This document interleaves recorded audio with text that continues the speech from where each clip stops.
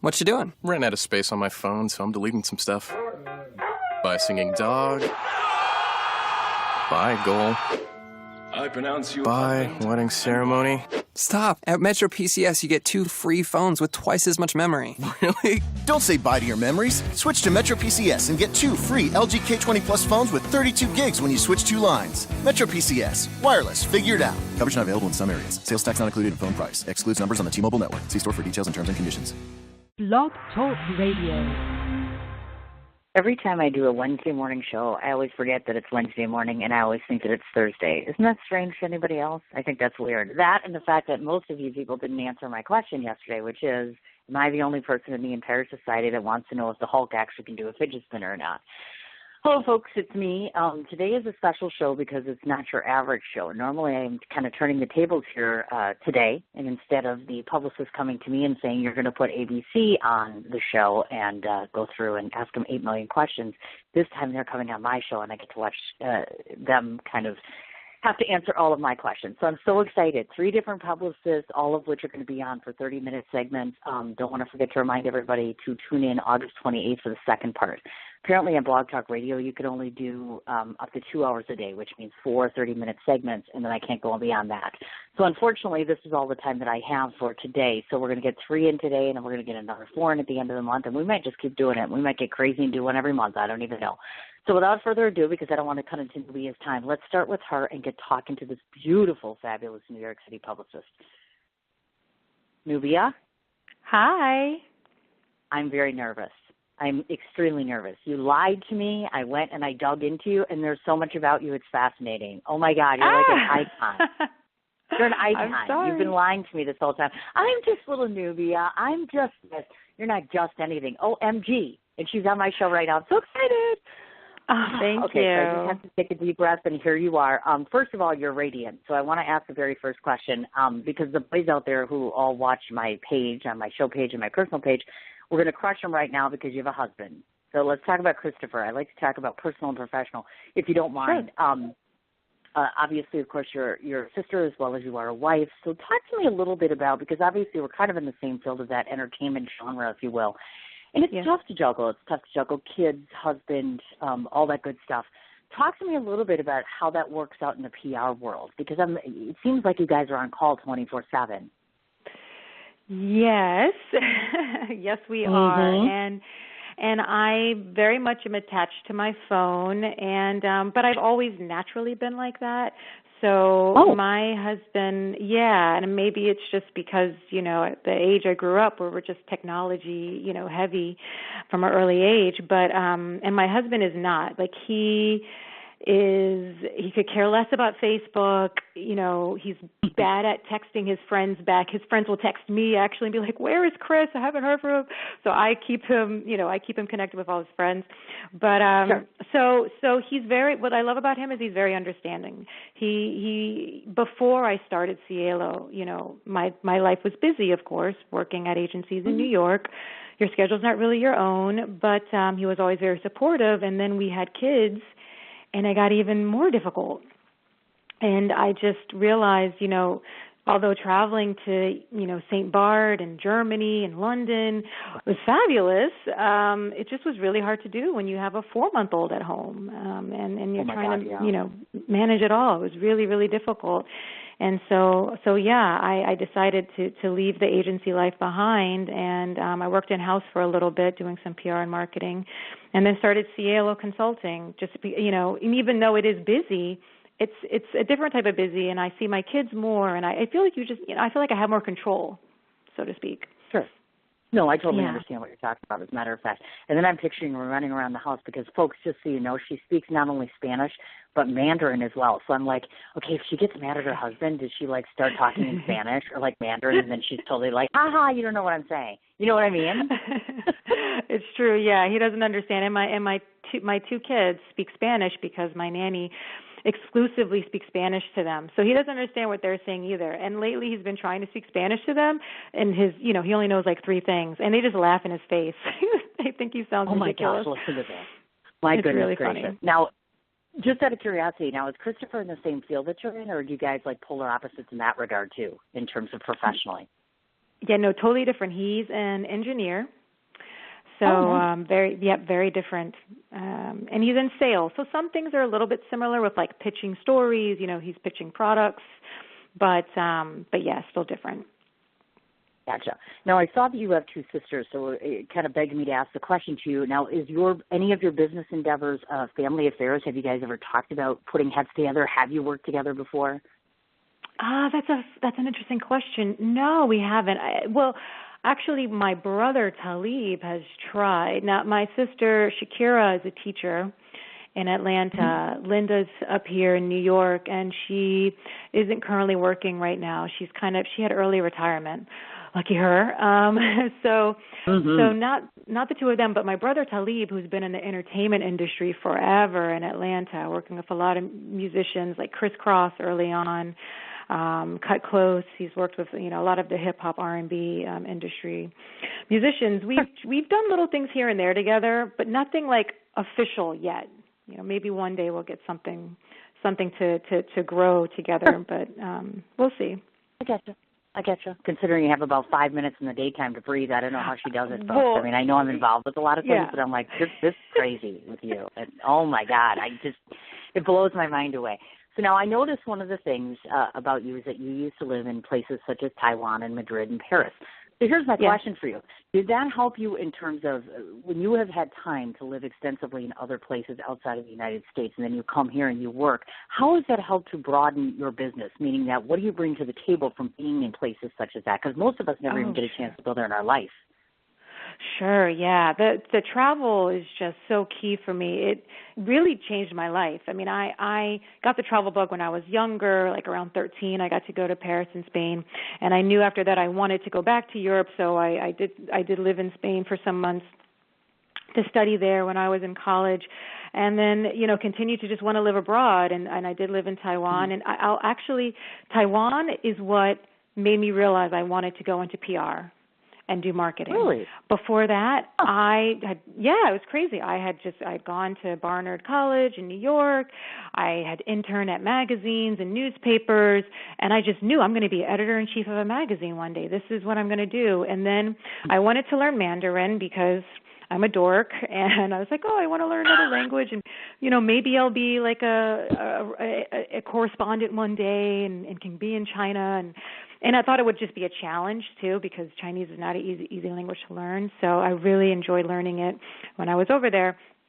So anyway, long story short, I ended up working at a social club, a really nice high-end social club that was a school, and it wasn't going well when I first got there, and just being a loudmouth American, basically saying we need to change this, we need to do that, we need to market this differently, and help them grow within a year. We actually opened up another studio within 1 year, and we were on MTV, we did radio. I was just doing all these things that I never thought that I would ever do, and it made me realize, wow, I have all these other skills that I never really, had used before. I mean, and I was young. I was 23, 24, So, long story short, when I came back to New York, I got back into magazine because I thought, it's kind of hard to be away and then, come back and try to get a job in an industry that I hadn't really had any experience, with in college. And like, I was in Taipei and I did all these things. People were like, yeah, who cares?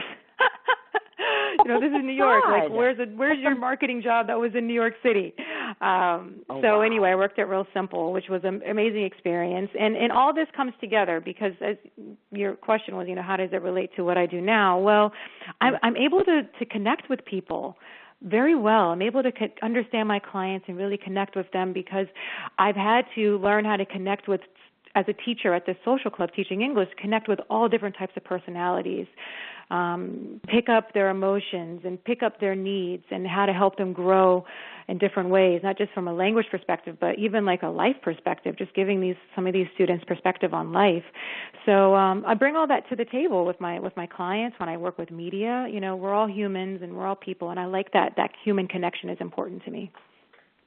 That's one of the things, actually, folks, just so you know, that attracted me to Nubia in the very first place. We had some initial conversations via email, and then just the more that I learned about her and just, I creep on your Facebook page, and, of course, I'm a journalist, so I research you. One of the things that I find appealing about you is the humanity within you, meaning that there's humility and humanity, and those are two things in this industry that I think might be a dying breed to some extent, meaning that there are people, I'm sure you've come across people with personalities that are very somewhat egotistical, for lack of a better term.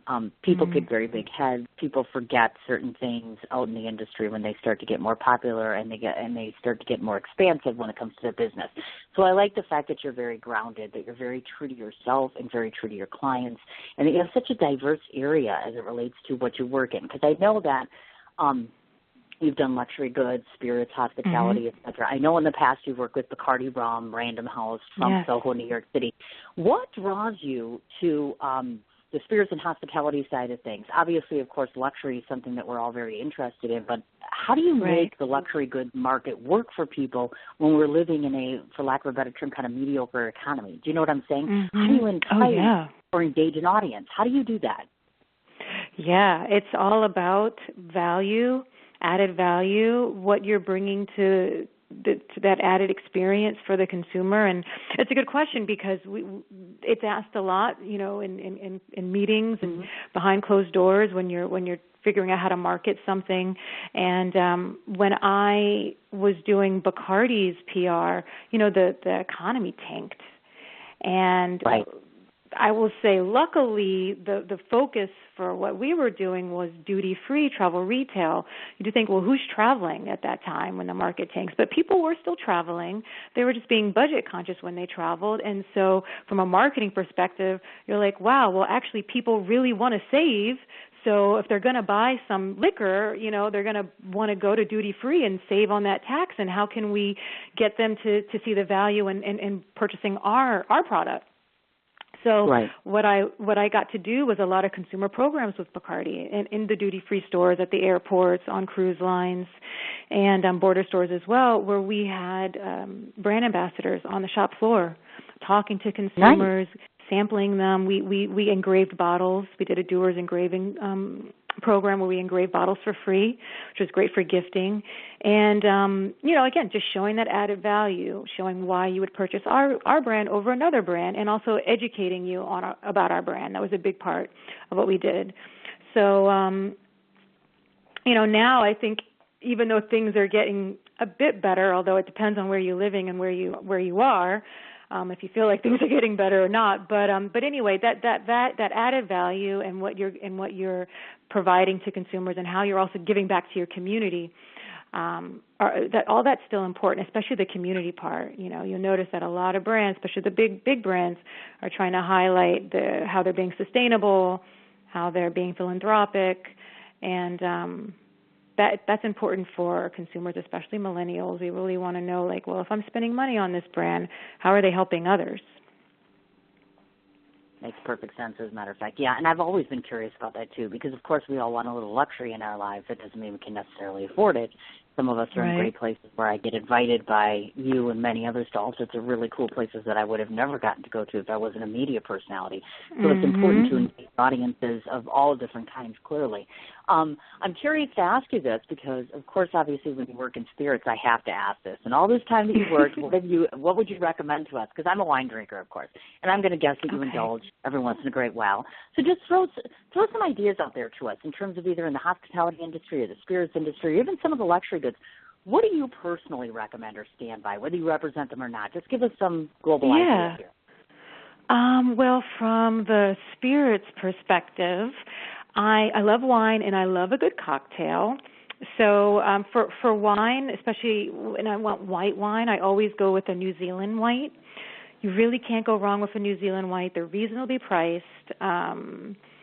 There's Monkey Bay is one, or is it Oyster Bay? I'm really bad with the names, actually, of the wines. I remember the labels and I know the region, but like I said, you really can't go wrong with a New Zealand white. And I like dry white, so Sauvignon Blanc is typically what I drink. And for reds, I love Spanish reds. Again, really hard to go wrong with a Spanish red, or Rioja, or Tempranillo. And then for spirits, I kind of stay true to some of the brands that I've worked with before. So I love Grey Goose vodka, and I also love Kettle One vodka. Do you like Grey Goose? Oh, my God, more than you know. I mean, it's scary, actually. I try to keep it. You know how it is, how you have those certain things in the house you don't want to keep? Yeah, that's one of them. Because it's almost too good. Do you know what I'm talking about by that? Like, there's a a hierarchy here where it's like, it's so good you can't stand it. Right. Yeah, no, it's very dangerous. And I have a full bar at home, so I make my husband does all the cooking, I make all the cocktails. So oh my God, we're going to her house. We're all going to her house. Oh my God, all 60,000 of us are going to show up. Here we are. We're ready for cocktails and food. Oh my God, that's awesome. That is. Yeah, okay, yeah. Grey Goose and Kettle, yes. I agree. Yes, Grey Goose and Kettle. And I don't do I don't mind going out to a nice bar or lounge and having a fancy cocktail, it's fine, but I really like to keep it simple. So I'll do Collins, which is actually you can do which is really normally with gin, but you can do with vodka. I'll do it with gin. A Collins, or I'll do a dirty martini, whip it up with martini rossi and the olive juice, or I will do Kettle on the rocks because it's just so smooth you can have it on the rocks, or I'll do Scotch. I am a Scotch drinker as well. So it could be a blend or single malt. Yeah, I love it. And so Dewar's is pretty good. Yeah, it is. You're so fully faceted. It's amazing. I'm like, you almost sound like you can hold it with the boys 24/7, and that's awesome because we're in an industry where it's tough for us gals. That absolutely, without a doubt. I want to switch gears a little bit because one of the things you folks that are listening in may not know is both of us are published authors. Obviously, I want you to talk about, I'm so excited to hear about this Encounters with Strangers that you did. Oh, my goodness. You really did cool project. Google me. Duh. I'm a journalist. Am I not supposed to do my job? And normally it's a marketing tool. I'm not going to lie. Any kind of book, any kind of thing that you have out there, you should use to your advantage. And I am all about supporting authors, for one, even at the bare minimum. So talk about it. Talk about your audience. Tell them what Encounters with Strangers is and when you did that and what you got that experience. Yes, thank you for asking. So, and I need to be doing more with it these days. It's just been hard. So starting in 2006, was it 2006? 2007, excuse me. I started this blog, Encounters with Strangers. The blog isn't around anymore, but I had it for almost 6 years. And when I was at Real Simple, I enjoyed what I learned there, and it's an amazing magazine. But I was missing that human touch of just writing about people. I realized I love to write about people. And when you live in New York City, you see interesting people every day, especially on the subway. And my friends used to make fun of me, like, Nubia, you're just a magnet. You're a magnet for just all types of weird, crazy people talking to you, coming up to you. And I don't know what it is. Some people say maybe it's because I have a nice face, or I smile. I don't know what it is. So I said I'm going to start recording on a blog all the interesting things I observe on the subway or just crazy things that happen to me. And I had content every week.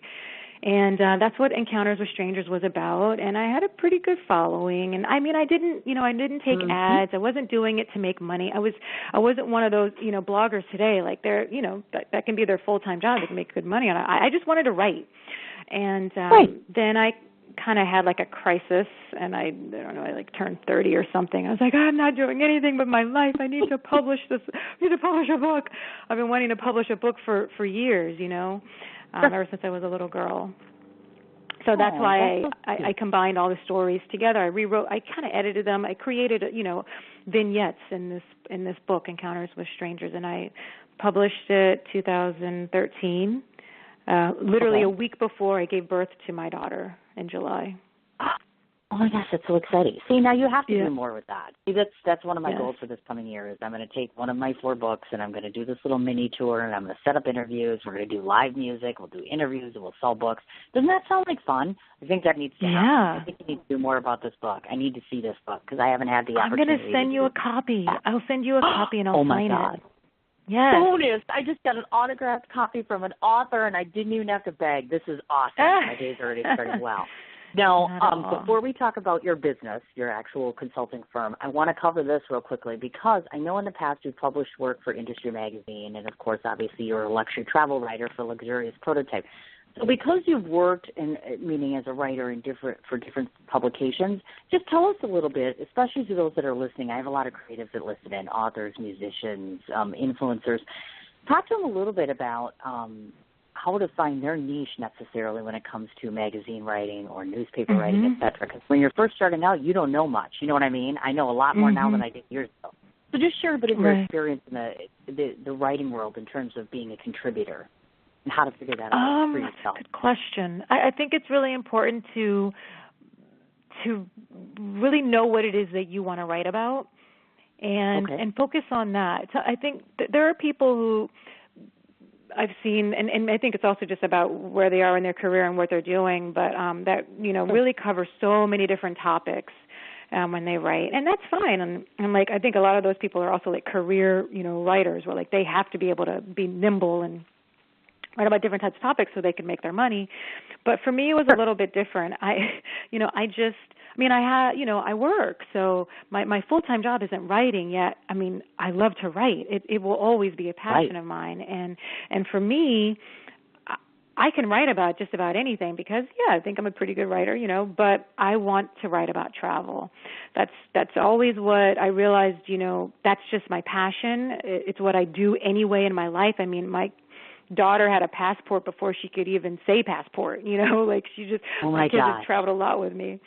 So for me, it was like, I know when I realized, like, what, I want to write about travel, and I couldn't really write about it when I was at my agency in New York because it was like, they kind of saw that as a conflict, like, well, you're a publicist for travel, so you can't really write about it for other outlets, you need to just focus on.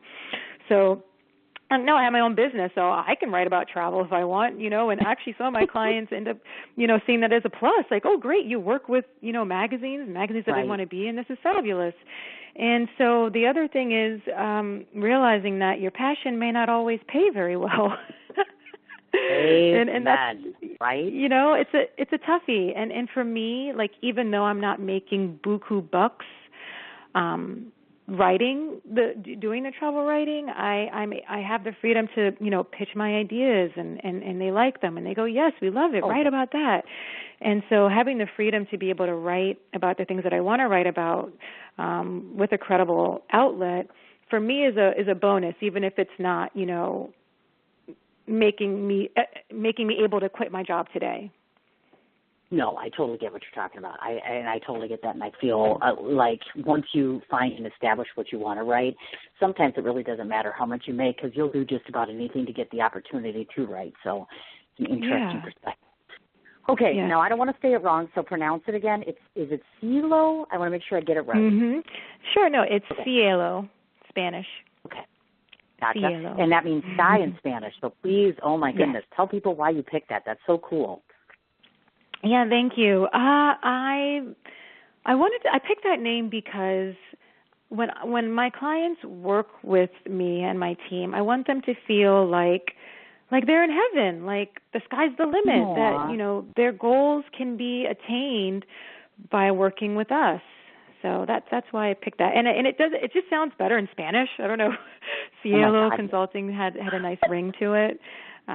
So even though I'm not of Hispanic heritage, but still that's that cool. I know. And of course I know you do a variety of different things, folks, just so you know. She covers PR, obviously writing, marketing, branding, and event planning. So obviously, of course, I want to give you the opportunity to tell folks there's about 1.5 million, sad to say, different PR firms that are out there, and they're all very unique and all very different and all very talented in different ways.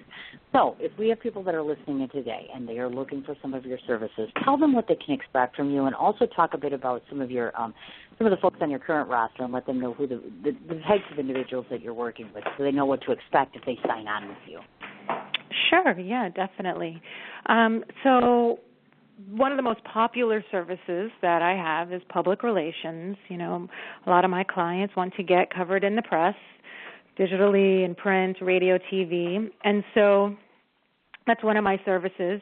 I work with a lot of entrepreneurs. I mean, when I launched Cielo, most of my clients in the beginning were based in the New Jersey area where my home is, and now I have clients in New York and internationally even. But so because I have this background, this unique background of marketing and branding and events and, consumer-focused programs, as well as, like, advertising. I did advertising for Bacardi. And social media. I end up creating these all-encompassing programs for a lot of my entrepreneur clients because they're entrepreneurs. They're solo. They don't have, a big team behind them.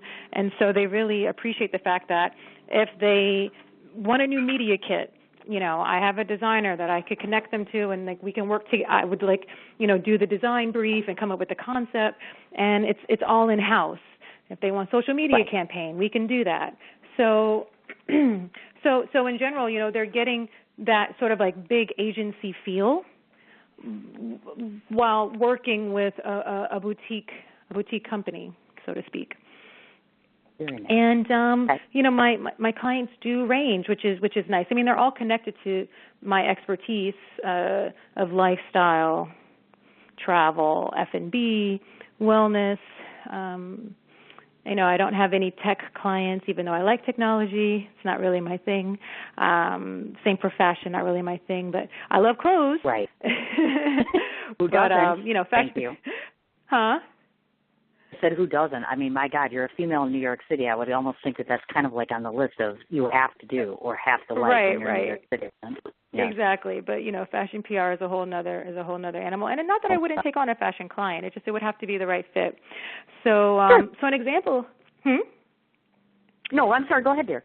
I'm listening. Oh yeah. So I was going to say, an example of some of my clients.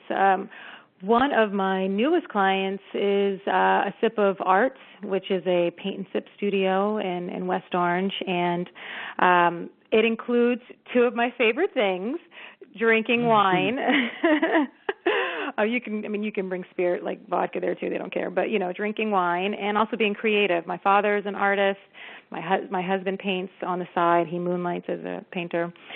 And so what's nice about this studio is that they give back. They have a give back mission. So anytime someone attends one of their classes, a percentage of the fee is donated to a local hospital, and called St. Barnabas. And if someone books a private party there, the person who books the private party can choose a charity for a percentage of the fees to go to. So it just kind of creates a do-good feeling, for those who are choosing to engage with this brand, because they're contributing to the local community. But what I just was thinking about some of my clients. I'm like, wow, I have a lot of clients who have switched careers. The woman who started that was Effie, and she was in corporate America before doing this. I have another client, Michaela Guzzi, who started Oh the People You Meet, a content video series site, and she was a former publishing executive, and 5 years ago she left that job and decided, I'm going to move to Africa for 3 months. And she started Oh the People You Meet. Yeah, crazy. Like I thought going to Taiwan was a big deal. Like she got me beat. Just picking up and leaving. And what I love about Michaela is she's very focused on philanthropy and sustainable travel, and that's what her series is about online. And so I've been working with her to get her quoted in the press about, being a travel expert, being an expert on sustainability, and also educating consumers about what is sustainable travel. It's a big deal right now. The UN just said this year's the year of sustainable travel development. So, and I've been learning a lot too. Just that's another thing that I love about being a publicist is I get to learn new things, and it's so exciting. So I feel like I'm awesome. We all learn new stuff, and obviously that's one of the reasons why I have diverse people come on my show, because I'm always getting to learn new and interesting places, new and interesting products, different events, different organizations. It's a really cool life we lead. I mean, I think it's just absolutely fascinating. I do. Mm-hmm. Now, because we are almost at, can you believe this half an hour goes like that? I know. It's like, oh my God, it's like nuts. Well, I don't know if I told you this or not, but I just found out that Blog Talk Radio only will allow you to do 2 hours in one day. So I basically had to give you a half an hour, then the two other guys a half an hour, and I feel badly. So this is what I want to say. I want to read off all the places to find you and let me know if I forgot anything. And then I want to tell you if you want to come back and do another half an hour sometime, you're more than welcome to do that, because I feel like I'm slighting everybody because I always do an hour. So in order to find Nubia, let me just tell you the 8,000 ways, and I'm not kidding about that. She is on the following, and when I'm done, just correct me. It's Amazon, Goodreads, Google+, YouTube, SoundCloud, Pinterest, Tumblr. One of the many websites is encounterswithnubia.com, NubiaDuVall.com, and that's spelled D-U-V-A-L-L, and her first name being N-U-B-I-A. Her Twitter handle, two of them, at Nubia Wilson, and then also at Cielo Consulting, and that's spelled both Ceilo. Her Instagram is, again, at Cielo Consulting. Do you have a personal Instagram, Nubia? I couldn't find that. Oh, really? Yeah, it is Encounters with Nubia. That's the personal. I'm writing that down right now. Gotcha. And then she is also on LinkedIn. Your actual primary website, again, is Cielo, which is Ceilo Consulting.biz. She has a personal Facebook page as well as Cielo Consulting. And then, of course, you also, are you still on the epodcastnetwork.com for doing the podcast? Yes. It should still be listed on there, actually, yes. That's okay. I just want to double check and make sure. Absolutely wonderful. So oh yes, the other thing. Are you still doing radio on CYACL, which is WORAM in New York City? Are you still contributing? Yes, I do still do that. Yes. Awesome. It's not. Yeah, you've got them all covered. Wow. I did everything. Really? I didn't miss anything. Yay! I don't think so. Unless you're gonna list my social. I feel I think she's got it all. Well, you come on a show with a journalist. What do you expect? So hopefully, I love it because of course. Well, thank you. Now that I have Randy holding, I just want to wrap it up real quickly because I know I have to get to him. But let me just say this from me to you, Nubia, in the very short time that we have left. 3 reasons that I had this show today. First of all, to remind the PR people of this. I know that you and I haven't known each other for very long, but I do hope that first of all, by doing the show yourself and seeing this, that I go to bat for both my publicists and their people. Why?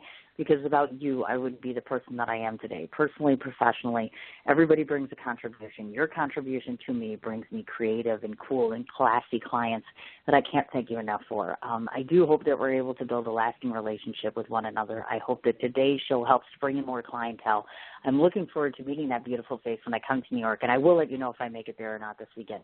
But I just wanted to say thank you from me to you. I can't thank you enough because I would not have a show without the help and assistance of people like you. So thank you. Oh, I'm smiling big over here. Thank you so much. It's been a pleasure being on the show. I really appreciate it. I'll be reaching out later and let you know about New York and all that good stuff. But have a great day, darling. Perfect. I'll talk to you soon. You too. Okay, thank you. Bye-bye. All right, honey. Bye-bye. All right, folks, we've got Randy Alexander waiting in the bullpen next. Let's get to him. Hi, young man. How are you? I'm great, Cindy. How are you? Whew, I was very nervous. Nubia is a big deal, so I was like, okay, that was a great interview. And now I'm even more nervous because I'm on to the sensation number 2, Randy Alexander. I'm so excited. Well, I will tell you, it got me a little bit nervous too because I go, well, geez, can you top this? How do I follow this? That was pretty great interview. Well, I try really hard to be good to the publicists, and then that shows them because I don't know if you even got a chance to listen to some of my shows. Some publicists don't get a chance to before they book someone, and so they're kind of blindly trusting me. And I think it's very nice that some people do that. I appreciate that very much. I believe I have a lot to prove. I still have a lot to prove, even 6 years down the road. I have a lot of work I have to do. So it's my job. You know what? You never stop proving yourself. No one does. Right? I mean, I don't think anyone stops I think it's better to be restless and to keep pushing and keep trying to prove yourself and keep doing this and keep doing that. If you sit and rest on your laurels, you get stale. And I've just never been wired that way. And whether it's good or bad, it's me. So I understand. I do. There's a lot to talk about with you, young man, because I've done my homework as I did with all the other thanks. So hopefully. Well, it's my job to do that. And second of all, you've been very kind and you're bringing me some wonderful people. So I'm like, you know what, let's get a bat for Randy. So I want to start off back in the young days when Randy was very young. And what I find interesting is you started off in the sports press boxes. So I have a question about that because I'm so anti-sports, it's ridiculous. I'm not going to lie. I'm not a football fan. I'm remotely a baseball fan. So talk to me a bit about what intrigued you about doing sports press boxes, and then tell me a little bit about how that varies from doing other forms of press and media, if you will, because I think it's almost a whole different animal, isn't it? You know what? It's a vacuum. It really is. I mean, think about it. I was 20 years old, okay? And at the time, look, you're a 20-year-old guy, your testosterone is pretty, ramped up at that time. And I found out, I liked sports a lot, okay? I did. But you know what? My passion was really just baseball. And I learned that. And to be a sports writer, you really have to, be able to do it all. They sent me to track meets. They sent me to football games. I was lost. I didn't know what I was doing. But this first company that I worked for was a company called Amfax Communications, which Really, it was before I had aspirations or designs of being a writer. It was just a way to pick up some work and be involved in the media. And 1978, we had these things called quips, which were the ancient fax machines. And we had these ancient, laptops called telerams, which weighed God knows how many pounds. And, I had to schlep them to press boxes. And I sat and I saw the process. I saw the process of how these sports writers worked, and it fascinated me. These guys, I was the guy who transmitted their stories back to their newsrooms. I never knew how it worked. I didn't know. I mean, I wanted to be a photographer. That's all I wanted to do. I wanted to be a sports photographer. I liked shooting action. I had a darkroom when I was a teenager. So, I go to these sports press boxes, and I see it's fascinating. These guys have these little portable typewriters, and after the game, they sit there and have a blank piece of paper, and suddenly, boom, it's filled up with words and a story, and it fascinated me how they created that. It just did.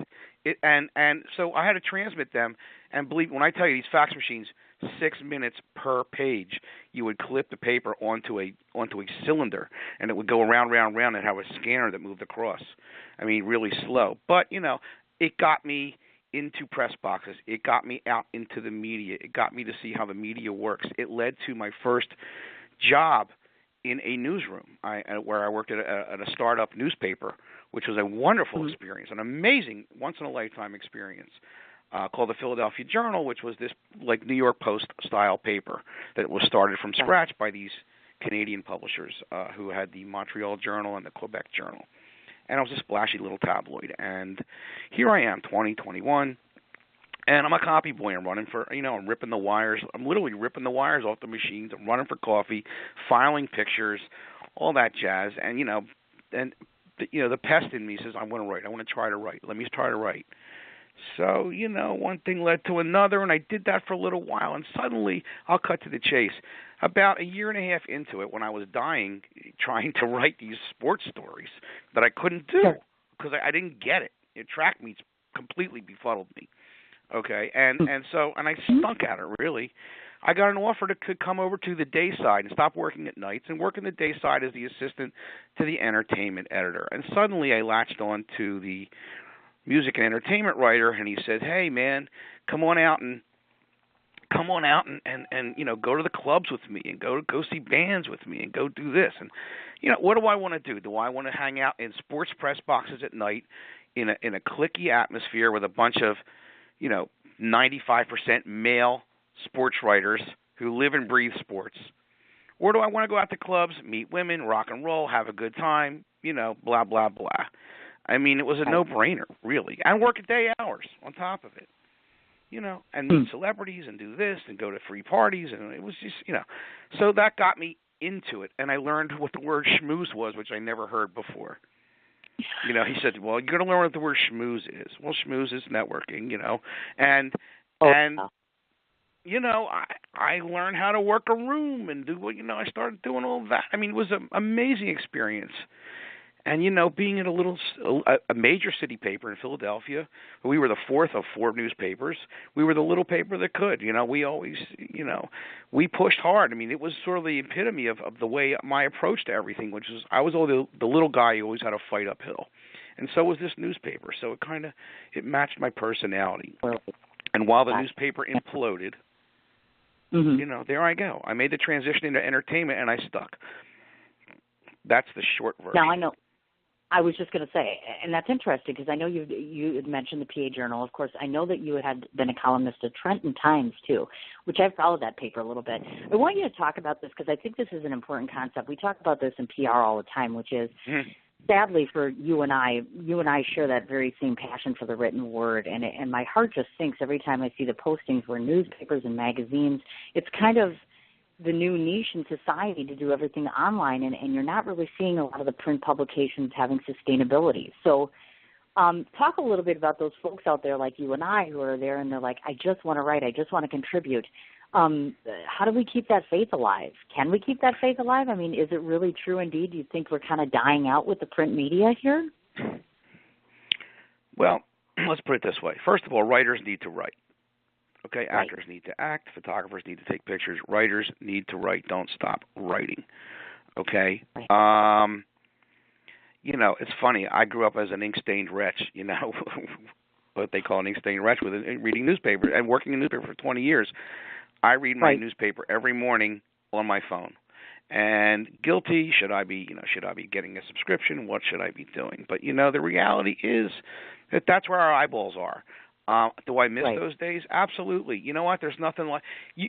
Still, you open up that paper, you open up that magazine, you see how it's spread, and you see the spread, the layout, you know, the size of it all, the impact of it all. You don't get the impact online.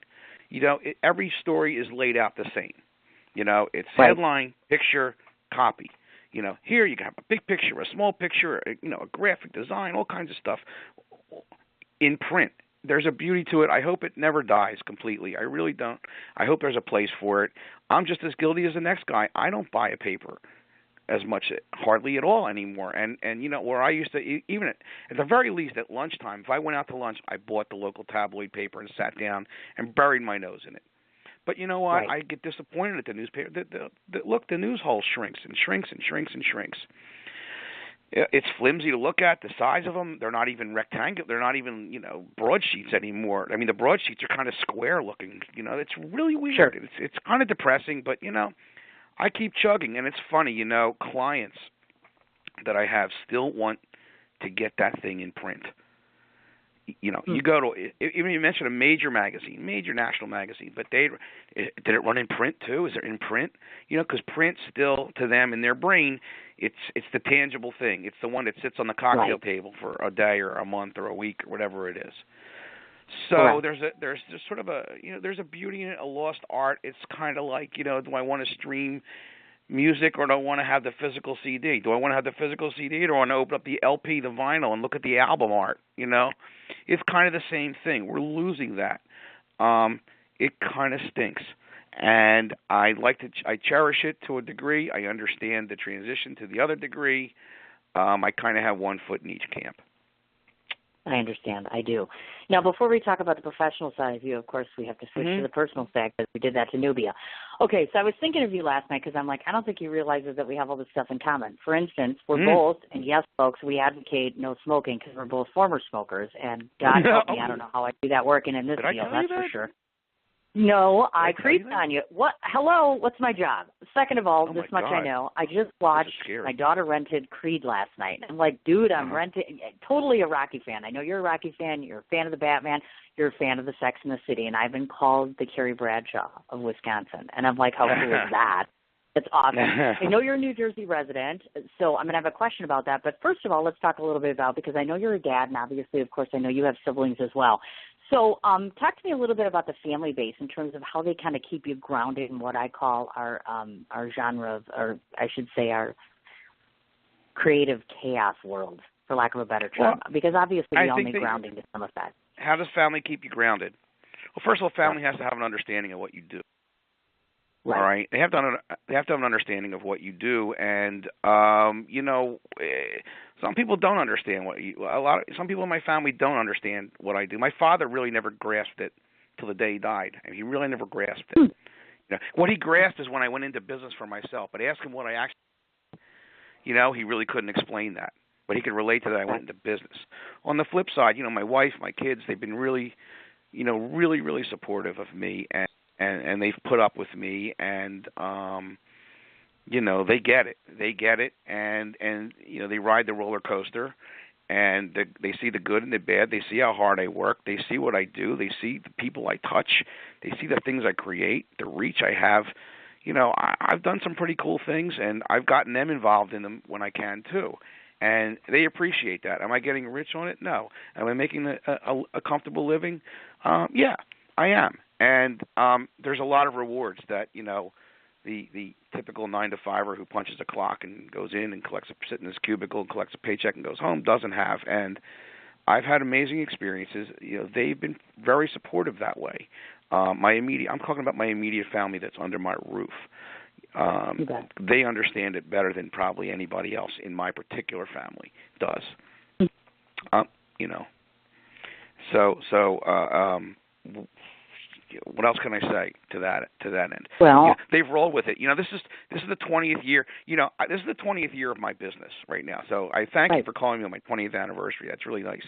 When I had to take the leap of faith, to leave newspapers and to go into the second career as a publicist, to jump the fence to the other side, so to speak, which some people would call the dark side.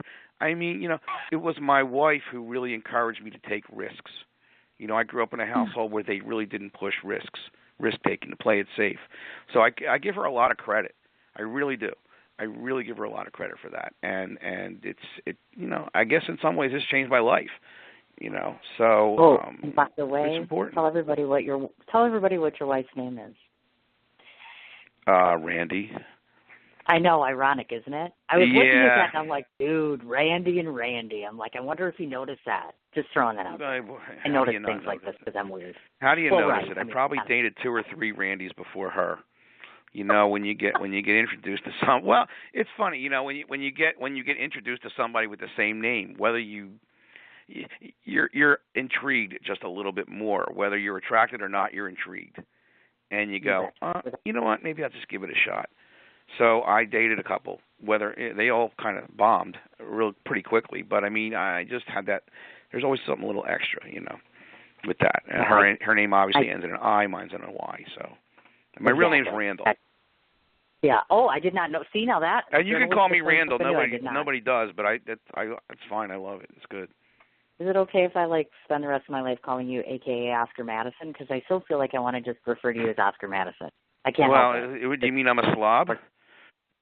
No, it's that whole sport. You know what I'm talking about. Okay, so folks, listen to this. So relative to the writing thing we're talking about, he has accumulated awards from the New Jersey Press Association, the Society of Professional Journalists, the Garden State Association of Black Journalists, and by the way, he was named top PR pro in 2009 in the directory of Who's Who. Also, I want to mention this before we get on to your business. Dude, how'd you get on One Life to Live? I can't even get on a TV show. And you've been on One Life to Live. What up with that? Well, dude, it was when I was a journalist, and one of the things I covered was television, and look, One Life to Live had a very smart PR department, and don't think I haven't thought of those ideas and carried them over to my own life, my post-journalist life, and they're we want people to write about One Life to Live. How do we do it? All right, it's a soap opera. How do we get them to write it? Well, let's get them on the show. Let's get them involved. They can write a big first-person story. So they did, and I went up there and actually saw the process, and it's an incredible process. It's unbelievable what these actors have to consume and memorize in one day. Right. They have to, every day it's a whole new episode. They got to memorize a whole new script. And I did have one line. They gave me one line, and I can't remember it this second, but maybe it'll come to me by the time this is over. I think it was something like, "Do you want fries with that?" Something along that line. But I actually got a little check for it too. But I had to wait around all day. I had to go there early in the morning, and I don't think my call was till like 5:00. But in the meantime, I saw all these actors, running around. Sitting on the floor in the corners, in the hallways, memorizing their scripts, talking out loud, mumbling to themselves, and it's an actor's life. Look, when you're a journalist, you're on the outside looking in, and you get to do these other experiences. You get to watch other people doing these experiences, and so I've had these other experiences, but they've sort of been like looking in through a window, and this was a little bit different. This was a little more first person, and that's always one of the attractions of being a journalist. But especially an entertainment columnist, writer, who like to do a lot of different things. I wrote about music and TV and Atlantic City showrooms and all that stuff, and it was great. But then you go, okay, well, do you want to just do that, or do you want to get paid better and do it from the other side? Be involved in it instead of looking in from the outside. So that was part of the decision. Now, before we talk about your actual corporation and what you've put together, I want to ask you a question relative to this, because I know you're a member of the Entertainment Publicists Professional Society and the Broadcast Pioneers of Pennsylvania. So here's my question to you. To those that might be listening in, we talk about this a lot on some of my interviews in terms of how essential or important, I should say, is it for somebody that's coming into the scene, whether they're a journalist, publicist, et cetera. How important is it for you to kind of align yourself with like organizations, meaning how many memberships should we solidify every society that we get into? Do you know what I mean? Because some will subscribe. Yeah, I do know what you mean. Or, talk a little bit about how much participation becomes too much participation, if you will, when it comes to societies, memberships, things like that. My philosophy is, A, you can't live in a vacuum. Number one, you can't live in a vacuum. You have to get out there. You have to network. You have to schmooze, whatever you want to call it. Number two, when you do it, you should be, I hate that word, but strategic about it. I think it's an overused word to me, but yeah, strategic about it. But number three, even more important than all of that is do what you can handle. Don't just do it to put your name on there and don't be involved. I mean, one of my longest, I've been on the board of the Philadelphia Music Alliance for about 15 years. And you know what? I love it as much or even more than I did when I first started, and I'm probably more involved than I ever was in it. And, I can handle it. I like it. I'm involved. They like what we like is a working board. We don't like board members who just attach their name and do nothing. They should be, advisory board members. We want, you want board members we want a working board because we're volunteers. I'm also the publicist for the Philadelphia Music Alliance, which handles the Walk of Fame in Philadelphia, by the way, where we honor all these wonderful people. I think he stepped ahead and he said this because you've been a 21-year board member, and I know that you have an event coming up on October 4th, which is the Philadelphia Music Alliance Walk of Fame Gala. So just out of curiosity, is this something that, anybody that's listening in the Pennsylvania or New York area, are they welcome to come? Can they get tickets, or is this more of a private Yes, fair? you can. I'm going to give you a website right now, www.pmawalk.org. P as in Peter, M-A, walk.org. Go on there, buy tickets, buy a table. You are going to see. I will tell you who we're honoring this year. I mean, it's astounding what comes out of Philadelphia. We are honoring Jill Scott. We are honoring LaBelle, the group. That's Patti LaBelle, Sarah Dash, and Nona Hendricks. Nice. We are honoring Sister Sledge. We are honoring McFadden and Whitehead. We Are Family. We are honoring Rough House Records, which was Lauryn Hill, and the Fugees and all those guys.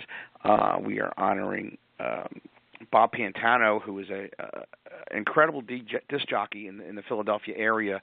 40 years he's been running the Saturday Night Dance Party live broadcast on the local CBS FM affiliate here, and he is number one rated across the board. He's a legend, and that's all his music. It kind of ties in with it. There's a real theme there. Everything has like soul related. We're doing the Soul Survivors, which was Expressway to Your Heart.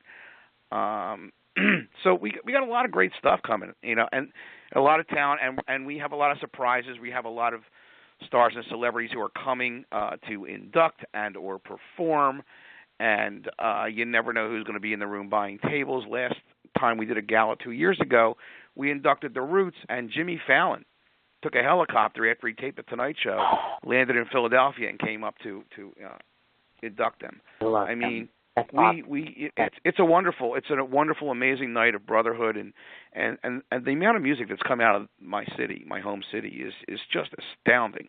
It's astounding. Awesome. And this journalist is going to be begging you to cover that event, just so you know, because I might just be in that area that day. I was thinking about that. I'm like, We welcome all legitimate media. We welcome all legitimate media to cover. Maybe. Yeah, if you're going to be in Philadelphia, let me know, and I'll give you a credential. And, I would and it's my pleasure. Now, we only have a whole of 8 minutes left, so I got to cover two important things. All right, let's First cook of all, here. I got to cover your company.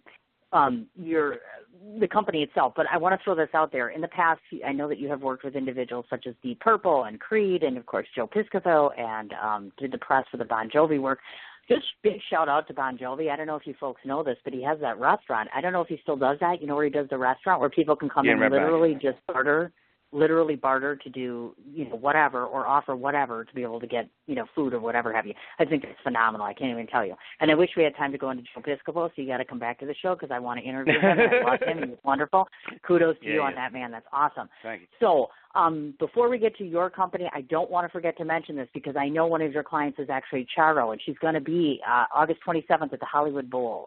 Again, is this a public or private affair, et cetera? Should I not mention it, or can I mention it? Honestly, I need to correct you. I'm sorry, but she's not my client, and I don't. I'm sorry. I don't know where that came from, but I wish her the best of luck. She's still coochieing around, so it's good. Coochie. No, she's not my client. Okay. Now, we want to talk about Randex Communications. So what I want you to tell the folks is a threefold question. First of all, I know, like you mentioned, the 20-year anniversary. So because you've been doing it for 20 years, you obviously know your stuff, and I can attest to that by the client roster, by the way that you handle yourself, your resume, and not to mention the fact you're very sweet disposition. You're probably one of the nicest publicists that I've dealt with, and I won't lie to you folks. He's very easy, and he is very matter of fact, know what I'm doing, know how to handle things, know how to get things done. I like that very much. So the three questions are as such. Talk to the folks a bit about Randex Communications, some of the services that you offer. Tell us a bit about your current clientele, because some of them are coming on my show. Yay, I can't wait. And most importantly, as I mentioned in Nubia, obviously you stand out. Randex Communications stands out from Cielo Consulting versus, Gabriel Reyes. So talk to the folks about why they want to pursue you and your services. Well, I think that's a good way to lead into it. Basically, I look at Randex Communications as sort of a mirror reflection of what I did the first 20 years of my career. When I was a journalist, I was an entertainment columnist, and music was my core specialty. But I did all kinds of entertainment. Like I said, I did TV and radio and showbiz, casino showrooms, and all that stuff. And plus, I did lifestyle things and human interest and some just general news and business writing and corporate things. But this is basically the same thing from the other side of the fence. I've taken those same specialties and just flipped them right over to the other side of the fence. When I had to make this decision, what do I do? It became that. But then it says, so what sets me apart? Why am I different? Number one, most publicists, I'm in the minority. Most publicists, were not journalists first. So I was. Right. I sat on the other side, and the phone rang all day long, and I talked to publicists all day long.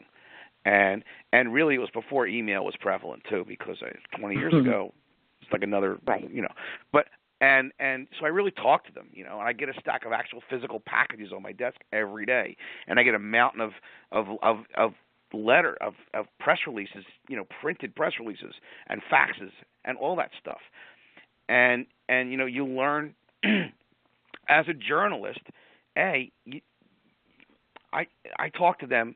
I talk to media the way I used to like to be talked to. It's sort of like I'm straight with them. I don't, no frills, cut to the chase. I know how to talk to them. I know their rhythm. I talk to them like I'm talking to you right now. I know how to tell a story and explain a story, and it's just me. I don't go into a whole kind of I show it's my personality. I'm straight with them. I know what they want. Cut to the chase. Cut the crap. Give me what I want. So I do. And my skills as a journalist, I'm a storyteller more than anything. I can define a story. I can boil it down, and I can relay it, and I have a good nose for news. And so I take all those skills and just throw them over the wall to the other side of the fence, and and apply them. And that's my advantage. That's my advantage. I'm a highly skilled writer. Again, I'm self-taught. I never really wanted to be a writer. Never had a dream to be a writer. Just taught myself out of necessity and developed a style. So it's kind of, I'm a victim of circumstance in a way, but you got to get yourself in the right place at the right time. This is just how it ended up. We probably don't have time for the story of how I made the transition, but if you want to know, I can tell you real quick. Actually, you're going to come back on my show again for another half an hour. All right, I'll do it on the next one. On that. Yeah, because we'll do that. I don't want to forget to mention the last thing, and most importantly, which is current roster. Anybody we want to point out quickly or talk about, because obviously some are coming on my show, so you'll hear them. Obviously, they'll be on here. But just anybody you want to point out or throw out there to the listening audience that they may not know about or they should know about, rather? Oh, my goodness. I don't know where they should know about it. You know, good publicist says you should know about all of them, okay? So, you know. But we're not all publicists, honey, remember? I'm sorry. Well, okay. Yeah, you know, what I'm working on right today is I'm launching a tour with Johnny Clegg, who's a iconic South African artist who you know is royalty. He's royalty. He's a superstar out of South Africa, and he's going on his final tour. And I literally just announced it a half an hour ago because he has cancer. He's in remission. He has pancreatic cancer, so he can't do it anymore. And he's making one last lap through North America, and then that's it. He's retiring from the road. And when I got the opportunity, when I was approached by his booking agent for that, I was like, oh, my God, I got to jump on this. Not because I love Johnny's music, but I respect it. I know who he is. I respect where he's from. And most of all, the story is just amazing. It's an amazing story. I mean, imagine this. His last tour that he did throughout the U.S. was 9 weeks. And he took chemotherapy treatments all throughout the tour for 9 weeks. This is a very limited tour. This is only a dozen dates. I mean, that's all he's got in him. But, you know, it's a moving, inspiring, brave, wonderful, compelling story to me. And I'm excited to see how it, you know, what kind of results we get from it. I really am. So that's right in the front of my brain. You're going to be talking to Honey West, which is led by a guy named Ian McDonald, who people would know from his original bands. He was a co-founder of King Crimson. He was also a co-founder of Foreigner. And he's the British gentleman, British rock titan who lives in the Englishman in New York kind of guy. And he formed a new band, and he's starting over, and he's playing little clubs and with this band, and he wrote this record. He found another guy to write with who was wonderful, named Ted, who was fantastic, and the two of them are kind of like a Felix and Oscar kind of thing, and it's a funny kind of pairing, and they've written, you know, Ian says it's some of the best stuff he's ever done, and when you consider a guy like that who has been in those amazing bands, you know, he did Court of the Crimson King for King Crimson. I mean, he was on the first 3 Foreigner albums, which all were multi-platinum smashes. He wrote Long, Long Way From Home for Foreigner. He played saxophone on Bang a Gong by T-Rex. You know, Get It On, Bang a Gong. He played the sax solo on that. I mean, you know, it's a neat thing to work with. So those are a couple cool things I'm doing. I mean, I have some more diverse stuff that's not music too. You know, I work with a philanthropist. I'm working with a show. I work with the Light of Day Foundation, which raises money for Parkinson's disease through the power of music. We're about to go into launch our winter festivals in a month or so. I'm really excited. I'm really, really excited about the show called Calling All Divas, of which I am a partner in, actually.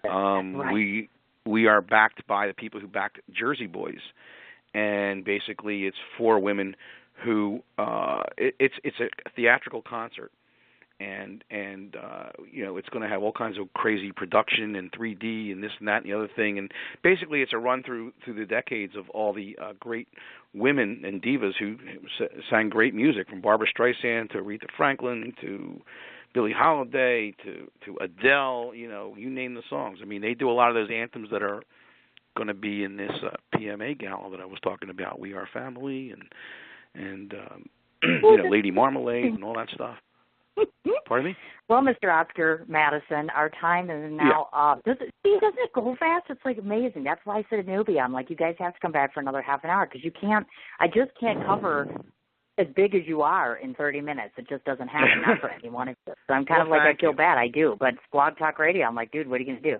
So I got my 3 things to say to you, because I know Gabriel's hanging on the line, so I don't want to hold him too much. Let me go through this rundown, make sure that I don't forget. The website, folks, is randexpr.com. That's RANDEXPR.com. The website, again, for the Pennsylvania Music Alliance Walk of Fame Gala, which, again, is on October 4th, is pmawalk.org. Randy has both a personal Facebook page as well as a page for Randex PR.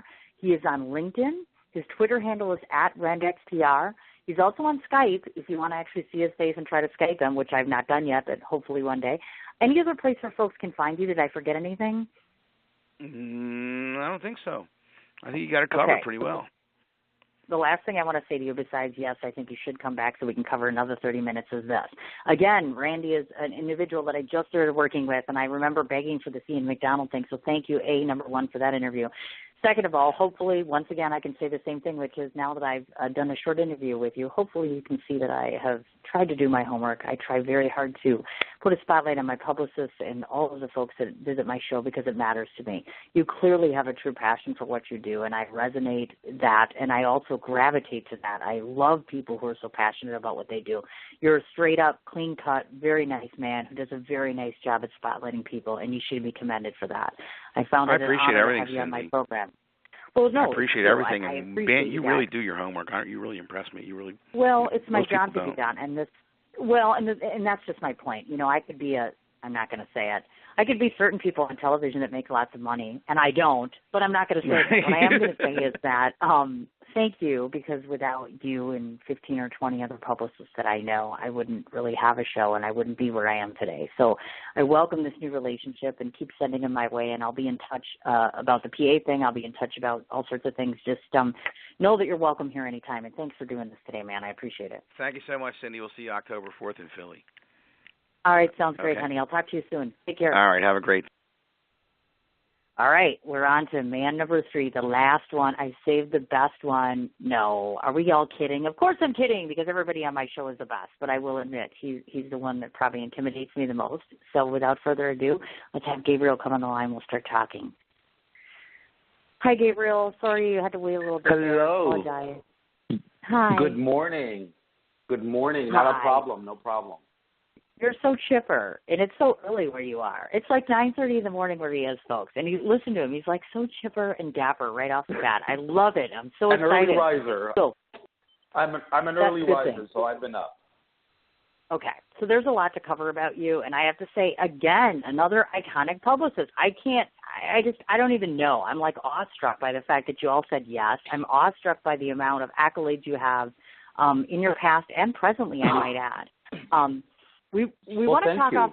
I want to start off at the very base, way back in the day when Gabriel wasn't necessarily doing what he's doing right now, which is, ironically, you started off in the field of entertainment, but as an actor and not as a publicist or some of the other things you've done. So I was just curious to ask you, what drew you to the acting side of things, and what did you take away from that you incorporate in your new profession now, or being in a publicist capacity? Well, I love acting. I love performing. I took a degree in acting and directing from the University of Texas with a minor in dance. So I've been dancing. Also, been dancing ballet since I was 18 years old. And even at this late stage in my life, I still go dancing, dance my ballet to keep in good shape. But it was really the bug of, the acting bug that I got very early on in my childhood. So when I had the opportunity to go to university, I chose acting and directing.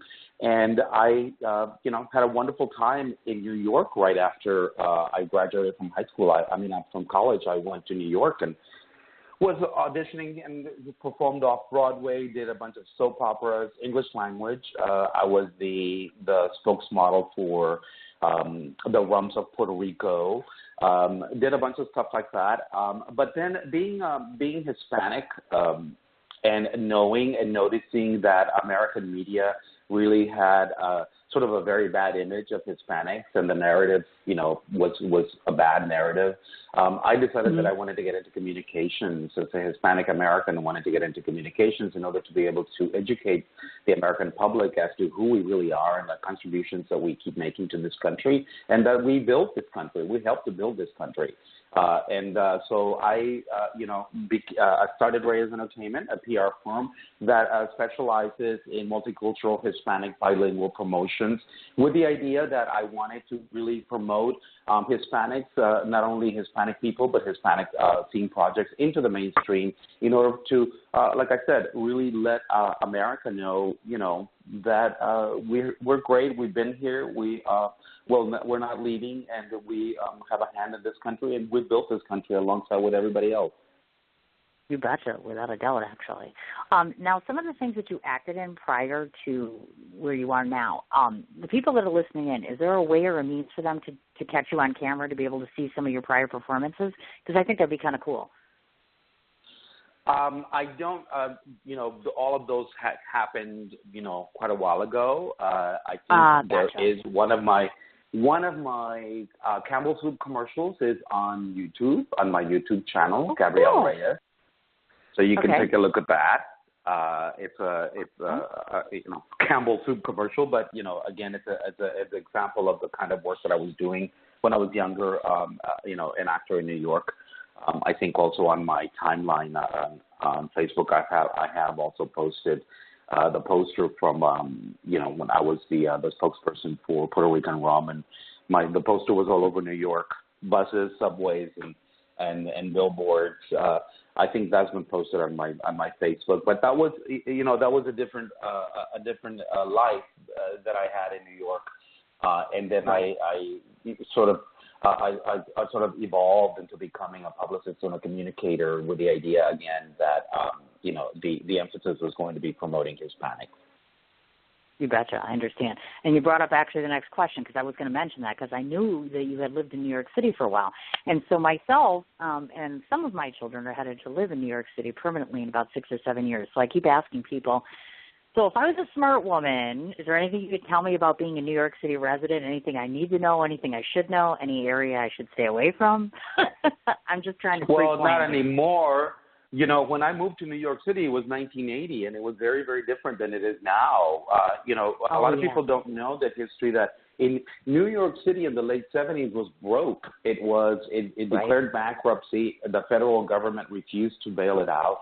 And so when I got to New York in 1980, New York was like a war zone. I mean, I don't want to say it was a war zone, but it was a lot more seedier and grittier than it is now. And there were places that you didn't go to, such as Alphabet City. Tribeca was a place where you could get hurt at night. Times Square was a place where you could get hurt at night.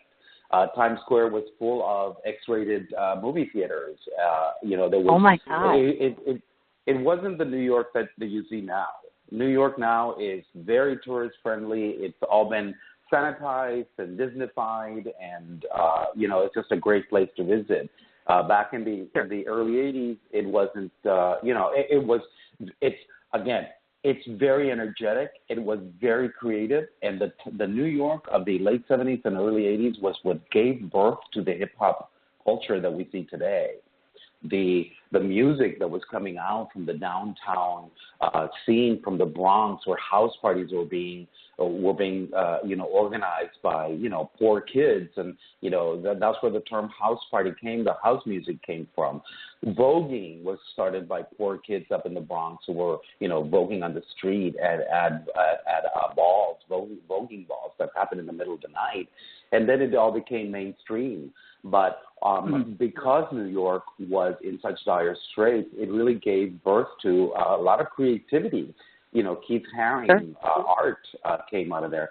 So at the same time that New York was very gritty and seedy, there was a lot of creativity coming out. But I would say now, if you're going to New York is fabulous. And you can pretty much live anywhere in Manhattan. Back when I lived there, we wouldn't go to the Bronx, we wouldn't go certain areas in Harlem, but now everything is there's a renaissance, and so everything is a lot better now. And I wouldn't say that there are unsafe places in New York the way that there used to be. I'm sure, you probably wouldn't want to hang out at 4 a.m. in some, unsavory place, but by and large, it's a lot safer than it used to be. Gotcha. Thank you for that input, because I definitely, like I said, I just keep asking because I'm like, I go there all the time for work, but there's a difference between visiting and living there, obviously. So I'm like, okay. Folks, so Gabriel, obviously, his residency now is, of course, in L.A. So I want to talk about you on the personal side of things, because we had mentioned that with the other publicists. Clearly, we've talked about grounding and at home and et cetera. L.A. obviously is infamous. It's just the land of actors and actresses, and obviously the big business happens in New York City and L.A. So talk to me a bit about living in L.A., meaning on that side of the fence. Obviously, I know you're in a wonderful relationship, which I'm so excited. So I'd like you to talk about that a little bit. And just kind of like, how do you I've been to LA a few times. I'm a New Yorker. I'm not an LA person. I don't mind going there, but there's a lot of competition. It's highly, it's a rough neighborhood. I don't know how else to say it. So how do you manage your business and your personal life and being an LA resident? Because obviously, like you said, you were in New York for a while. LA is a very, in my opinion, very different transition. So I'd just like to see a little comparison here.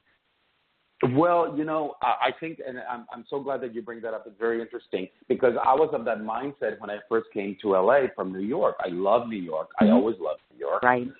But I knew that I wanted to come here in order to be in the entertainment industry. So the first few months I was pining for New York because I kept trying to make LA into New York, and LA is not New York. So I know. The moment that I realized that I'm in a new city, LA is not New York, do the best. Make the best out of Los Angeles. Don't try to make Los Angeles into New York because Los Angeles is New York. And that's when I realized. And I started to really enjoy the things about LA, the things that are great about LA, and quit pining for the things that I don't have in LA, which are the things that I love in New York. So, I number one, the weather is, fantastic. I hate the traffic. Everybody hates the traffic. So you learn different tricks like, I'm not going to drive between 4 and 7 p.m. Right. I'm gonna find, people in Los Angeles are very adept at finding side streets and alleyways in order to, avoid traffic. So I've gotten really good at that. And then also not becoming intimidated by, the industry town. LA is an industry town. It's pretty much, entertainment industry. There's other industries here, but it's over, pretty much dominated by the entertainment industry. So the idea is not to get intimidated and to know that, I have something to offer. I have expertise. I have knowledge. I have skills. And that are needed and wanted, and I deserve to take my place within the ranks of people working in the entertainment industry. And so that's a great way to navigate. I've also been lucky that I was able to fill a niche, and that is, multicultural Hispanic marketing and PR, which when I first started was something very new that people were not even aware of or practicing. Now, almost every company has a multicultural, department, and there's a lot of practitioners, but back then there were really hardly very few. So I was one of the first, and I was one of the few. So I was filling a niche, and I was very lucky to be able to work with some of the top names and continue to know them personally and work with them personally, because at that time in the early 90s, people who are big Latino stars today were just getting started. They were unknown. So I was lucky enough to be able to not only know them but work with them and get to promote them. So I came in kind of like at the beginning of that renaissance of Hispanic marketing and PR that I'm very, very grateful that I had something to do with pioneering. Well, and this poses a really interesting question to the audience members that, of course, don't know you or know your background, of course. I know two of the things you've been, you were on the board of GLAAD for 4 years, of course. You were also one of the first publisher for Latina magazine. And as you've mentioned, you cover an Hispanic market. Obviously, GLAAD represents gay, lesbian, etc. So I want you to talk about this. 9 times out of 10, what you hear in the media most often is, well, we don't have enough Hispanic, we don't have enough Latino, we don't have enough gay or lesbian. So I want to turn that question around, make it into a positive, which is, in your opinion, if people are out there and they're looking to cast people, or they're looking to use people, or they're looking to enhance the rights and responsibilities of other people, how can we make this more alluring? I think that there's a stigma that surrounds different ethnicities or different cultural backgrounds or different sexual backgrounds that makes it more difficult. I want to try to make it more of a positive. So maybe speak a bit about your market and how they enhance instead of engage more issues, like some people might perceive that as. Make sense? Yes, absolutely. And I it's very apropos that you say that, because just not too long ago, a couple of weeks ago, there was a big story in Entertainment Weekly and in the media about a study that was commissioned, I believe, by CAA, a dear friend of mine, Christy Helberger, who's an agent over at CAA, And they analyzed the data and concluded that box office is benefited by multicultural cast and characters, and which is counterintuitive to the stigma or the narrative that we hear is that minority actors are not box office draws, and that minority actors don't sell, and that's the reason why people don't cast them, which is a fallacy. And again, it's the kind of thing where power doesn't give up. Like, you have to take power. So if there's a specific group that has the power, you have to be able to go in and show the power that you have in order to be able to start getting market share. And so for us to be able to start getting market share is to be able to demonstrate that movies and TV shows with multicultural storylines and multicultural casts are actually making money, actually making more money, because now you have a wider range of audiences that are consuming these products. And so they want to be able to see people that look like themselves. So there's that. So that stigma, again, is false narrative. The false narrative that only minorities don't sell. That's a false narrative. And so the work that I started to undertake all those years ago, and that many others like myself are still undertaking, is to be able to demonstrate that it makes good business sense. We live already in a multicultural country. We live already in a country where many states and many cities are majority minority, California included, Texas, Chicago, Illinois, New York, Florida, these places where minorities are growing by leaps and bounds. And so the idea that there's only going to be one market that you're going to sell to is actually business suicide, because if you're a business owner and you're not looking at all the different multicultural audiences that you need to sell to in order to survive, then you're missing the boat. And our country already is growing in minority population. And so if you're a good businessman, you're going to target that audience and bring them in to buy your product. Otherwise, again, you're going to miss the train. You're going to be left behind.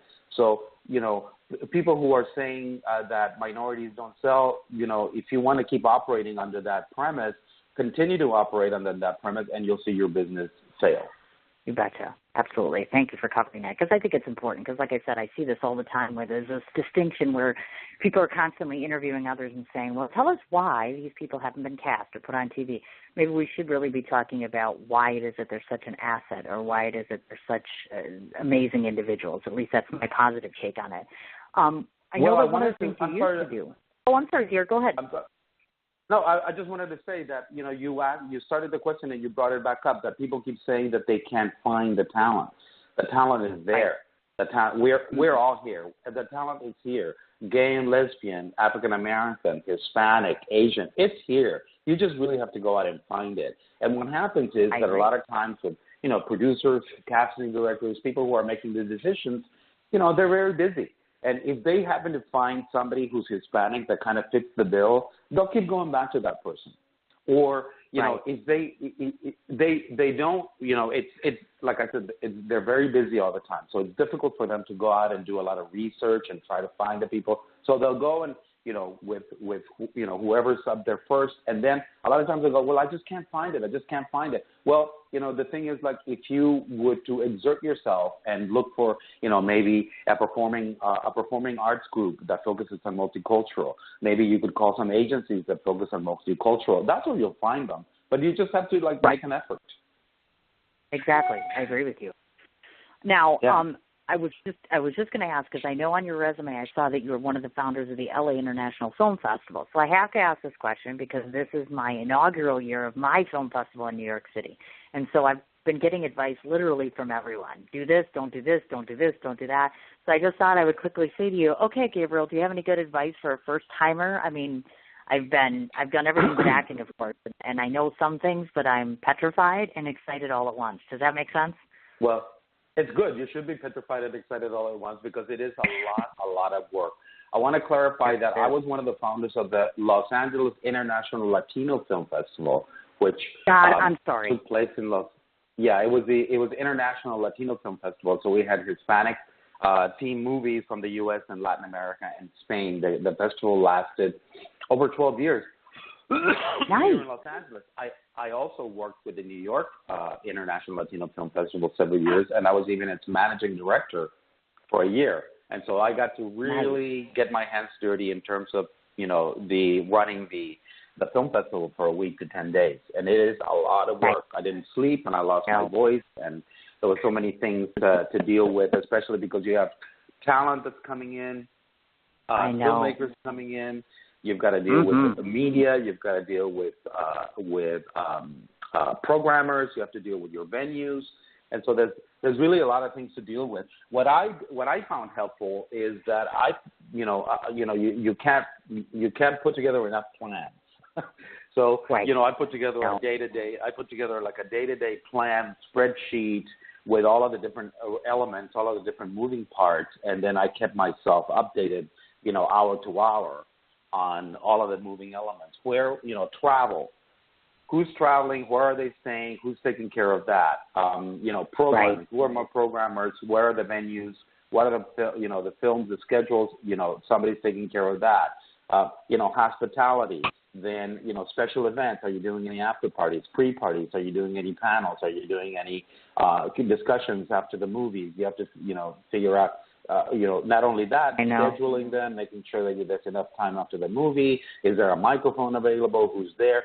All of those things. There's a lot of moving parts. So that's what I would say is give yourself, make yourself a spreadsheet, make yourself a plan with, a bucket for each of the moving parts, and then keep yourself updated. Number one. Number two, make sure you have a good staff, because one person is not going to be able to handle all of it.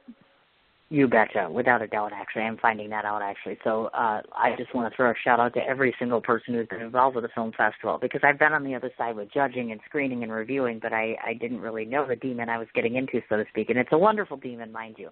And I'm so proud that we're going to be showcasing all these movies, but it's a tremendous, it's a task. So thank you for that. It's a lot of work. You're welcome. Now, before we get to actually talking about your company itself, I want to throw this out there, folks. The person that I'm speaking to on the other end of the phone, besides the fact that he's very handsome, you're a very handsome older man. And I don't mean to say older in the sense of, no, he's not 70, but he's very distinguished looking, and I wanted to point that out. So there's that. Thank you very much. I appreciate it. I should appreciate that. Oh, and he's very professional looking. He's very professional sounding, and he is top tier when it comes to dealing with his market. And I say this because I know you've been named by Hispanic Business Magazine as 100 most influential Hispanics in the U.S. By Hollywood Reporter, he is one of 50 most powerful Latinos in Hollywood, and Imagine Foundation's most powerful Latino in Hollywood, amongst a slew of all sorts of other things. So I know in the past that you have on your client roster, you've done Fox, ABC, HBO, 20th Century Fox, Lifetime, etc. So the first question that I want to ask about your business, because I know you've been doing this almost 21 years now, why this particular niche as compared to, forgive me, I can see you representing actors, actresses, theaters, playwrights. Am I wrong there? I just pegged you for a theater/actor representation area. Well, I mean that's certainly one of the areas that I love. I love the theater, and it just happens that because I started my business out in Los Angeles, which is the home of film and television, where that film and television, were the bulk of or have been, the bulk of my clients. And I also want to clarify that I am a publicist first and Hispanic second, and that the reason why I started to do and to promote Hispanics is because there is a need for that kind of promotion, and for us to be able to rectify the misinformation and the false information about Hispanics that seems to be the narrative in mainstream media. However, I am a publicist. I know how to publicize. I know how to promote events. They don't have to be Hispanic events or Hispanic projects. I can promote any project to any audience because I have the experience, I have the knowledge, I have the know-how, and I have adapted to the technological changes, to the demographic changes that keep happening in this country. And I continue to adapt to all the new technological changes, the new platforms that come up, in order to be able to amplify our message, as far and wide as possible. But in terms of Hispanic, I will work and do want to work with people who are non-Hispanic. I want to work with other other markets. I actually, in the last few years, I evolved my practice to be able to not only offer Hispanic multicultural, but to offer mainstream, because what has happened demographically over the last few years is that Hispanics and multiculturals have now become part of the mainstream, especially in larger cities. You see the multicultural population now surging and becoming a majority. So I don't want to say anymore that Hispanics are a niche. We actually are in the mainstream by virtue of our numbers, by virtue of our purchasing power, by virtue of our influence on the trends that retail trends.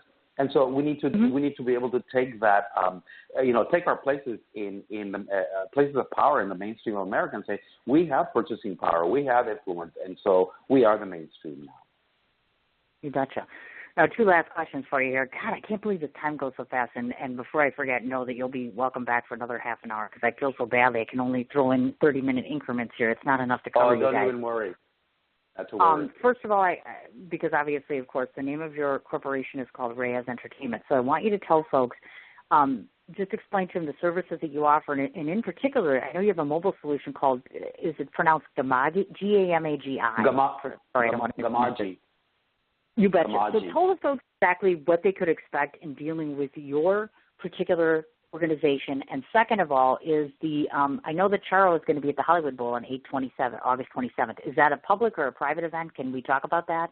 That was the other thing I wanted to bring up. Of course. No, it's the Hollywood Bowl, the iconic venue in Los Angeles. So Charo is going to be performing there on Sunday, August 27th. Go online, get some tickets. She's going to not only give you some of her the favorites that everybody loves, like Malagueña, but she's got a couple of new hot new singles that she's going to be dropping that I've already heard one that is amazing, and she's probably going to be performing that there. So yeah, definitely go get your ticket. That's awesome. And the other thing, of course, like I said, we don't want to forget to mention, which is, of course, you and your business. Please let folks know if they sign on to work with you, what they can expect, the services that you offer, especially this mobile solution, because I'm intrigued to hear that. Well, thank you. Definitely traditional media relations, which is what we've been doing now for quite a long time. But we've also adapted ourselves to work in social media, to work in content, content creation, which is a new development in terms of with PR. When you do PR, now you're creating content for your client. We'll do that. We also handle talent, like we're doing with Charo, and with I've worked with many other talented people, celebrities. Special events production, we'll produce your special event, no problem. We have expertise in Mexico and Latin America. I just created several special events in Mexico City for another client, and have gotten great media relations results in Mexico and all the top magazines. And so we offer international public relations and media relations as well on the digital front. And we have this association with a group called Gamagi out of Austin who are now working with augmented reality. And they have a mesh solution, which is a location-based solution mesh, which allows clients to create promotions based on mobile solutions based on location services. Meaning, if you want to gather people to a certain place, you can use some of these mobile solutions in order to which are geared to a satellite, based on satellites. In order to harness followers offline. You can also work with augmented reality, which is the brand new thing, which allows you to drop media in specific areas of the city or in specific areas that you can only view through your viewfinder. It kind of like the way that Pokemon, the Pokemon was it last year? There was the Pokemon craze. That was augmented reality. People went out to the streets and looked for these characters that they could only see through their viewfinder. That's augmented reality. That's really coming now. It's coming to fruition now, and many companies are now adapting not only virtual reality but augmented reality. And so virtual reality is, you put on those glasses and you get to, sort of experience a virtual environment. Augmented reality is when you're looking at your reality, but you're seeing an object that's not really truly there, but you only see it through a viewfinder. That's augmented reality. Both of these elements, both of these disciplines are coming big now into promotions, and so a lot of companies are embracing those, and that's the way of the future. And so our company will also offer those for those who are interested and need it. That is awesome. Thank you so much. So now I'm going to read through all the ways that the folks can find you, because we don't want to forget about that. The actual website itself, folks, it's reyesentertainment.com, which is REYES entertainment.com. He's on Twitter, which is, again, at Gabriel, and it's spelled REYES, and then it's ENT. He has both a personal Facebook page as well as Reyes Entertainment, where you can go ahead and check updates for the company itself. He is on YouTube, Google+, and LinkedIn. Did I miss any place where folks can find you? No, that's it. Okay. So the last three things I want to say. Twitter, Facebook, LinkedIn, anywhere you want. Okay.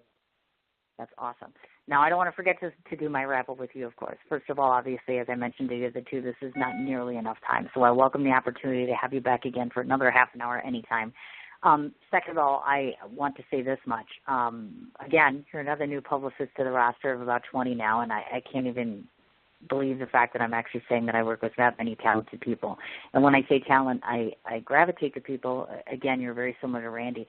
True passion for what you do. You make your clients look absolutely phenomenal.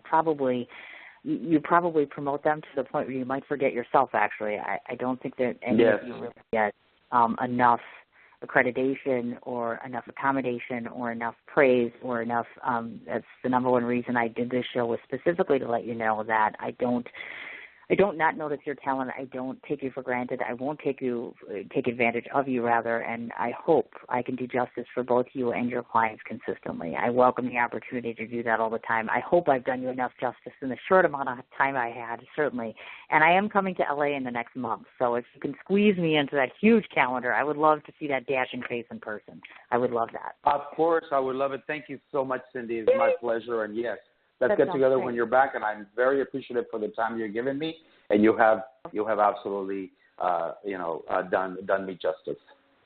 Thank you. I appreciate that, and I will be in touch, obviously, because we have interviews that are coming up on the docket. So definitely, we'll arrange to have you come back for more time at some point, and I just thank you for coming on the show. I appreciate it more than I can tell you, and thank you for doing such a wonderful job for me and for your clients. We appreciate you. We truly do. Thank you so much, Cindy. You have a wonderful day. All right, dear. Have a wonderful day. Thanks. You too. Wasn't it phenomenal? I mean, literally, that time goes by in an instant. And again, like I said, I feel terrible. I feel wonderful, but yet terrible by the fact that I only have this little 2-hour increment on a show. This is probably why I'm searching for another platform. Hint, hint, wink, wink. So to go through everybody once again, last person on first, which is Gabriel Reyes. Again, he has a personal Facebook page as well as Reyes Entertainment, REYES Entertainment. The website, reyesentertainment.com. Twitter handle is at Gabriel, and it's REYES and then ENT. He's on Google+, LinkedIn, and he also has the YouTube channel. And don't forget, folks, to get your tickets, or if you can attend, Hollywood Bowl, August 27th, the amazing Charo will be there. And, of course, if you haven't checked her out, check out this past season on Dancing with the Stars, because I know she's been on ABC. Randy Alexander was my second guest. Reminder to everybody, October 4th, if you're in the Pennsylvania, New York, or New Jersey area, the Pennsylvania Music Alliance Walk of Fame Gala. He's a 21-year board member, and it's happening that day. You heard all the different nominees, or I should say honorees, going to be there. Get tickets off the pmawalk.org website. His website is RANDEXPR.com. He is on LinkedIn. His Twitter handle is at RandexPR, and he has a personal Facebook page as well as RandexPR on Facebook, or as I call him, Oscar Madison. Lastly, want to round it off with Nubia DuVall Wilson. I think it'll take me 2 minutes to read everything. Again, the name of her company is Cielo Consulting. She is on Amazon, Goodreads, Google+, YouTube, SoundCloud, Pinterest, Tumblr. The websites are encounterswithnubia.com, NubiaDuVall.com, and cieloconsulting.biz, that's B-I-Z.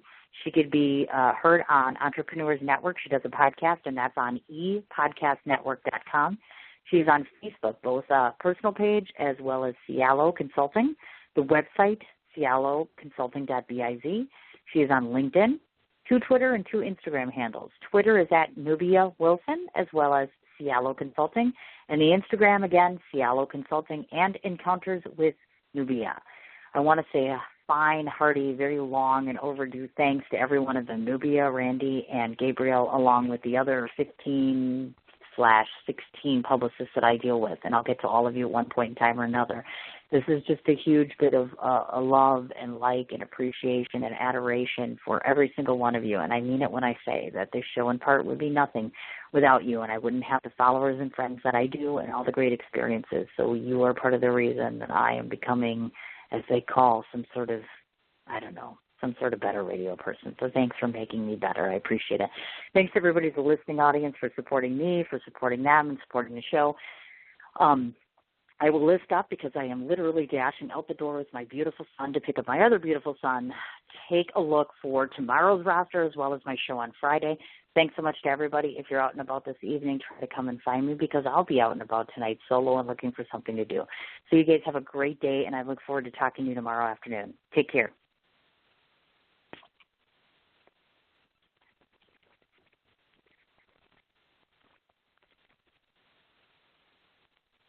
What you doing? Ran out of space on my phone, so I'm deleting some stuff. By singing dog. By goal. I pronounce you. By wedding ceremony. Stop. At Metro PCS, you get 2 free phones with twice as much memory. Really? Don't say bye to your memories. Switch to Metro PCS and get 2 free LG K20 Plus phones with 32 gigs when you switch 2 lines. Metro PCS. Wireless. Figured out. Coverage not available in some areas. Sales tax not included in phone price. Excludes numbers on the T-Mobile network. See store for details and terms and conditions. What you doing? Ran out of space on my phone, so I'm deleting some stuff. By singing dog. By goal.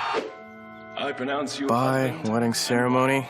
Stop. At Metro PCS, you get 2 free phones with twice as much memory. Really? Don't say bye to your memories. Switch to Metro PCS and get 2 free LG K20 Plus phones with 32 gigs when you switch 2 lines. Metro PCS. Wireless. Figured out. Coverage not available in some areas. Sales tax not included in phone price. Excludes numbers on the T-Mobile network. See store for details and terms and conditions.